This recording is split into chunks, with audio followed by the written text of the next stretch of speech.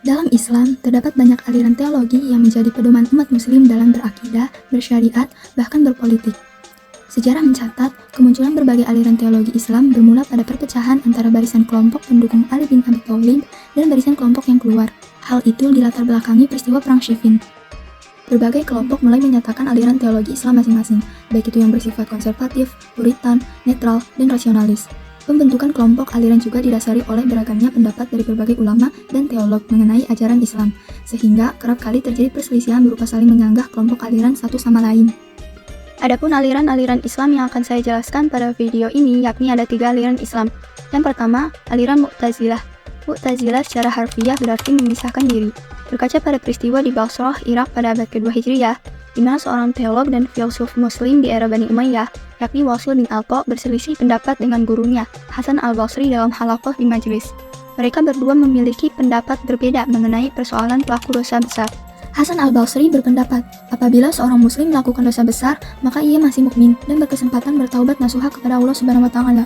Sedangkan Wasil berpendapat bahwa seorang muslim yang melakukan dosa besar akan ditempatkan pada posisi al-manzilatu baina manzilatain, yaitu antara muslim dan kafir.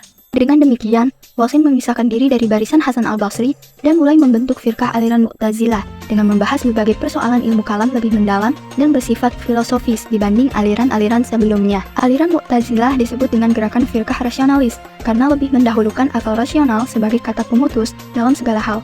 Apabila syariat yang terdapat dalam sumber Al-Quran dan hadis dirasa kurang masuk akal, maka syariat tersebut harus dibuang atau ditakwil. Kemudian aliran Mu'tazilah memiliki pemikiran yang menafikan sifat-sifat Allah Subhanahu wa taala yang tertuang dalam Asmaul Husna. Meyakini jika Al-Quran bersifat hadis atau makhluk baru ciptaan Allah Subhanahu wa taala.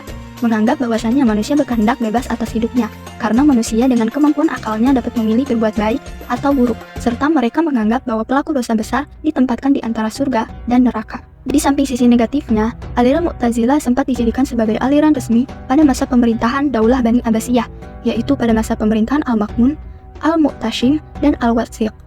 Menurut Harun Nasution dalam tulisannya The Mu'tazilah in Rational Philosophy, bahwa aliran Mu'tazilah berkontribusi signifikan terhadap perkembangan filsafat dan ilmu-ilmu agama serta sains pada periode klasik peradaban Islam. Yang kedua, aliran Syiah. Secara bahasa, istilah Syiah berarti pengikut dan pendukung dalam konteks politik. Maka aliran Syiah adalah aliran yang setia mendukung Khalifah Ali bin Abi Thalib dan Ahlul Bait. Dalam sejarahnya, kemunculan Syiah memiliki berbagai pendapat dari para ahli. Menurut Abu Zahra, munculnya Syiah bermula pada masa akhir Kekhalifahan Utsman bin Affan atas dasar penolakan khalifah yang tidak berasal dari Ahlul Bait, yaitu keluarga dan keturunan Rasulullah Shallallahu Alaihi Wasallam. Sedangkan, menurut Watt, Syiah baru benar-benar muncul pasca perang Siffin antara Ali dan Muawiyah. Dalam perang ini, terjadi perpecahan kelompok pasukan Ali menjadi 2. Satu kelompok yang setia mendukung Ali, kelak disebut Syiah, dan kelompok lain menolak sikap Ali, kelak disebut Khawarij. Hal itu dilatar belakangi oleh sikap Ali yang menerima abritase Muawiyah. Pada awalnya, kelompok Syiah muncul untuk tujuan politik, tetapi seiring waktu, kelompok tersebut mulai menyebarkan aliran akidah dan syariat. Dasar pemikiran aliran Syiah sendiri diletakkan oleh Abdullah bin Sabah dengan doktrin Ar-Raja'ah, keyakinan akan kembalinya Nabi Muhammad SAW, Al-Usyayah, keyakinan bahwa Nabi Muhammad telah mewasiatkan Ali sebagai penerusnya, dan Al-Haq Al-Ilahi, yaitu keyakinan bahwa Ali memiliki hak ilahi untuk menjadi khalifah setelah Nabi Muhammad wafat. Namun, aliran teologi Syiah tidak dibentuk oleh Ali sendiri, tetapi Syiah muncul dari rasa simpati dan setia dukungan yang diberikan oleh para pengikut Ali. Yang ketiga, aliran Sunni. Sunni atau biasa disebut dengan Ahlus Sunnah wal Jamaah. Secara bahasa, Ahlus Sunnah berasal dari kata Ahlun, yang berarti penganut. Sunnah berarti hadis. Al-Jamaah yang berarti kemufakatan para sahabat Nabi. Jadi, Ahlus Sunnah wal Jamaah merupakan para penganut yang menjalankan sunnah itikad Nabi dan ijma' para sahabat. Penganut aliran Sunni termasuk firqah muslim terbesar dengan persentase sekitar 90% umat muslim sedunia. Aliran ini muncul sebagai reaksi terhadap banyaknya penyimpangan dari doktrin firqah-firqah sebelumnya. Tokoh utama yang juga merupakan pelopor aliran ini yakni Abu Al-Hasan Al-Asy'ari dan Abu Mansur Al-Maturidi, membentuk firqah Asy'ariyah dan Maturidiyah, 2 aliran yang menentang ajaran Mu'tazilah. Aliran ini memiliki berbagai tujuan, baik di bidang politik, akidah, dan fikih. Dalam urusan politik, aliran ini berkontradiksi dengan aliran Syiah.